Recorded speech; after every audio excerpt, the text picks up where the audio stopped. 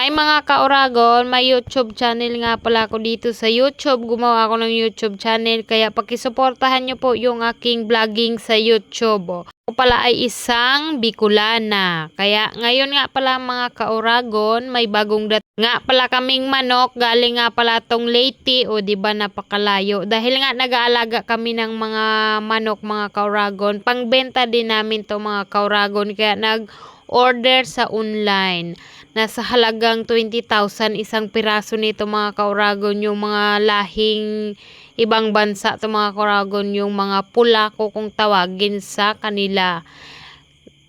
Tapos matataas to mga kauragon kaya magbe-breed kami ng Pulako. Kaya pakisuportahan nyo yung aking YouTube channel mga kauragon. Nag-unboxing nga pala ko ng manok. Ito yung aming bagong alagang manok. Pararamihin namin to mga kauragon dahil pangbinta din, diba? 4 na piraso nga pala tong dumating sa amin. Na stranded nga pala to dahil sa bagyo mga kauragon. Etong klaseng manok na to, Pulako siya pero may balahibo. Dalawang klase yung Pulako.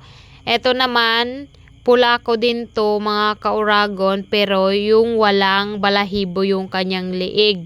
Tapos yung mga matataas to mga kauragon. Matataas na manok yung parang halos kasing taas ng drum mga kauragon. Siguro naman nakikita nyo to sa mga YouTube channel, sa mga YouTube dahil sa mga farmers nag-aalaga ng mga manok. May ganito sila kaya nainganyo kaming bumili. Ito yung manok na mahal, parang kalabaw. Sisiw pa lang nasa 20,000 daw yung presyo nito mga kauragon. Dito sa amin sa Visayas wala pang ganto. Kaya magpaparami kami nito. Baka sakaling may bumili, charos, may bumili. Ito naman yung kanyang stag ng Pulako, diba? Mahina pa nga siya dahil sa biyahe mga kauragon.